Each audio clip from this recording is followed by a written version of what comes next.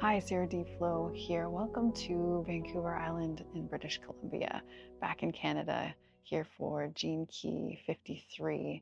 And it's just amazing. This Gene Key is often referred to as starting again or a new beginning. And my personal story is that I was supposed to be back here in January. At least that was the plan. I had a short-term rental booked for January, and with the idea of potentially putting roots down here. And those plans didn't go the way that I thought. I ended up staying in Ontario, and now I am here in arriving in this Gene Key 53 of starting again. And I'm curious to hear from you if you are also feeling a new start or a new beginning. And Dylan, I'm a part of his Quantum Cognition Academy. He mentioned about this theme that we might have wanted to start something new in January, and we often think of January as the new year, so it's a great time to start something new. And yet this theme right here can equally be a new beginning, and this time it comes with more wisdom, more maturity, having let go of things perhaps and feeling less bogged down, having experiences. And I can certainly relate to that in my life. I'm really glad it worked out the way that it did, that I was able to stay in Ontario, and a lot of change happened in that time frame, and I do feel like a different being coming here this time. So that was my personal story. Now let's dive into the shadow, the gift in the city here. Immaturity, this evolution and the raising of the frequency through to the city, from immaturity to superabundance through the pathway of expansion, is, as Richard Rudd says, controversial, which, I mean, all of his gene keys and all of his ideas could be perceived as controversial for anybody who is not wanting to change and wants to remain the same. Change and evolution and growth is, as most of us know, a messy, uncomfortable journey a lot of the times. So I assume that anybody who finds these videos is here for the evolution and is here for the growth.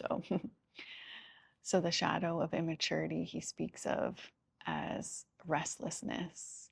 And it's this restless energy that has us doing things and trying to fix things in the external world. And he speaks of this evolution from the immaturity to the superabundance, one of having an external fixation to an internal groundedness. And when we're in the shadow, in the immaturity, where we ask the question, like, how can I speed this process up? What are the quick fixes? What are the 10 easy steps? It's the wrong question. And it actually keeps perpetuating that shadow state where we feel like we are victims of things going around us in our external environment. So maturing requires us to slow down and go inside. And the expansion, the gift of this expansion, is a holistic expansion where we expand in all areas of our life, and it has to do with the expansion of our awareness. Not just the expansion, like you could hear the word expansion, and he uses the example of business. If you expand really quickly in your business, it actually can become unbalanced and be a detriment to your life because it happened too quickly and it wasn't sustainable. And I've certainly had that experience in my life.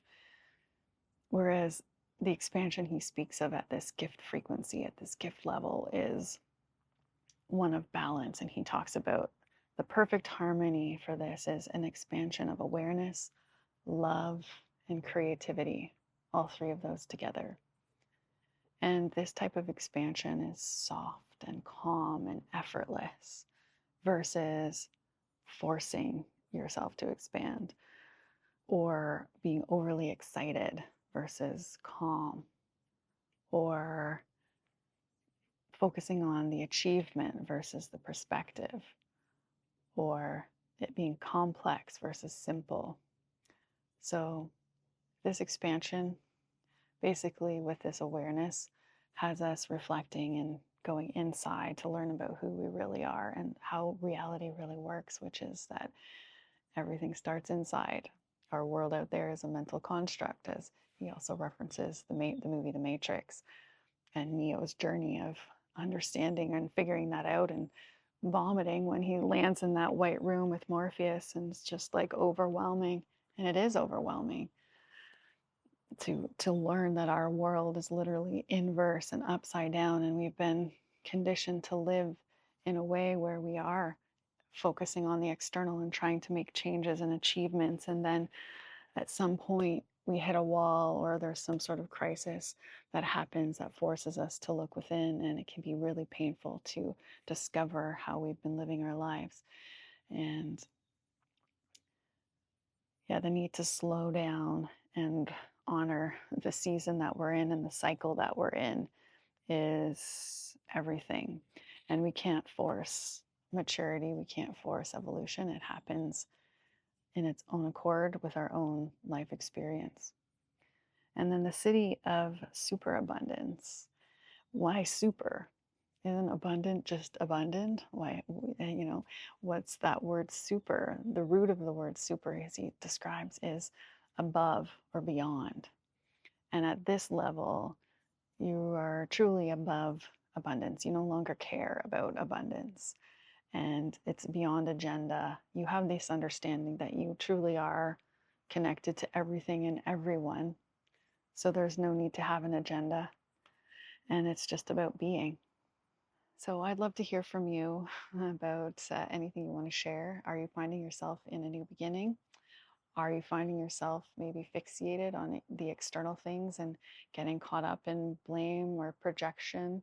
We all have blind spots. We all have different areas where the maturing is still happening, and it's often really hard to see it for ourselves.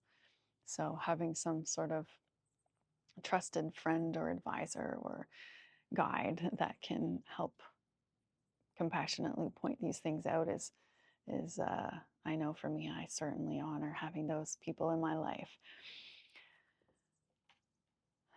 So that's it for now. Again, I just wanted to share a little bit of my story and the timing of things. That's one thing I love about the Gene Keys, that it really is a beautiful companion to have as we journey through life and reflect on the different energies that are at play through the seasons and the cycles. And ultimately, as we evolve to these higher frequencies, which is happening now on the planet in massive ways, people are starting to shed the shadow and the victim states and really owning their unique gifts and taking their power back and understanding that our power is inside of us and we can make great change and we can experience a lot of beauty even though there is still a lot of suffering going on in the world.